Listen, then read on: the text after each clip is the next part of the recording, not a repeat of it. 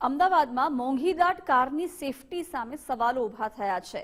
1 કરોડથી વધુની કારનું હાઈવે પર પૈડું તૂટ્યું। અકસ્માત બાદ કાર માલિકે વિડીયો વાયરલ કર્યો છે। ડીલર પર દાદાગીરી અને વીમો પકાવવાનો આક્ષેપ થયો છે। કાર માલિકે ડીલર સામે ગંભીર આરોપો લગાવ્યા છે। 1 કરોડથી વધુની આ કાર જેનું હાઈવે પર પૈડું તૂટ્યું છે। અકસ્માત બાદ કાર માલિકે વિડીયો બનાવ્યો છે અને ડીલર પર દાદાગીરી અને વીમો પકાવવાનો આક્ષેપ થયો છે।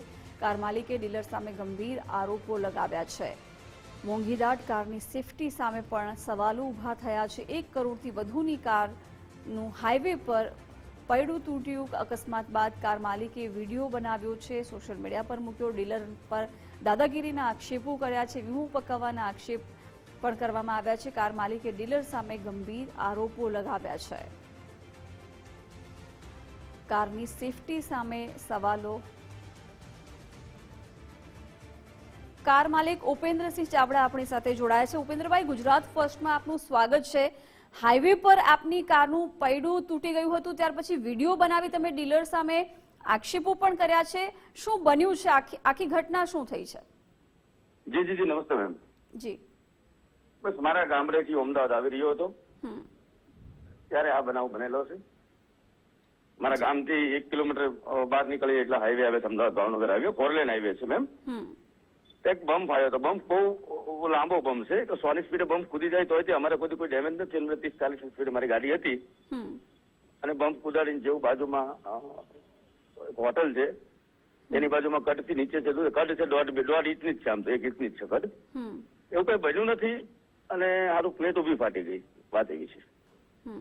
તમે ડીલર સામે આક્ષેપો કર્યા છે, સેફટીની વાતો થતી હોય છે, મોંઘીદાટ કાર આપની છે એટલે ડીલર સામે શું આક્ષેપો છે? ડીલર સામે તો આક્ષેપ કર્યા જ, પણ વોલ્વો સામે મારા આક્ષેપ છે। જી, કંપની સામે પણ?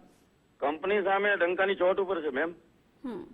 તો હવે આપ આક્ષેપ નથી, કેમ કે વિશ્વની સૌથી સેફટી વાળી કાર ગણાય છે અને 0 ડેટનું સર્ટિફિકેટ વોલ્વો કંપની આપે છે। અને મેં એવું સમજીને આ કાર લીધી છે કે વોલ્વોમાં અત્યાર સુધીમાં કોઈ લોકોનું ડેટ થયું નથી અને સેફટીની દ્રષ્ટિએ તમે જોવા જાવ ને તો સેફ કાર વોલ્વો જ ગણાય। મેં સેફટી માટે જ લીધી છે।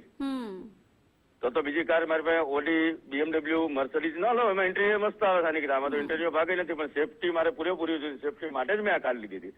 એની બદલે જે કારનો વજન ચારેય એલોવેલ ઉપર જ આવે છે ને એલોવેલ જ ઊભું ફાટી જાય એટલે ક્યાંક ને ક્યાંક દુઃખ લાગતું હોય છે અને ક્યાંક ને ક્યાંક ચિંતા પણ હોય છે, ક્યાંક ક્યાંક ભરોસો પણ ઉડી જાય છે, આવું થાય છે। બિલકુલ, લાખો રૂપિયા ખર્ચો છો સેફટી પાછળ, પરંતુ તેમ છતાં પરિણામ શું છે એ તમે જણાવી રહ્યા છો વિડીયોના માધ્યમથી। આભાર આપ અમારી સાથે જોડાયા। તો આ હતા કારના માલિક, જેમણે કહ્યું કે જે સર્ટિફિકેટ આપવામાં આવે છે 0 ડેથ કહીને જે મોંઘીદાટ કારનું વેચાણ કરવામાં આવે છે, પરંતુ પરિસ્થિતિ વાસ્તવિક રીતે કંઈક અલગ હોવાનું કહી વોલ્વો કંપની સામે અને ડીલર સામે પણ કાર માલિકે રોષ વ્યક્ત કર્યો છે।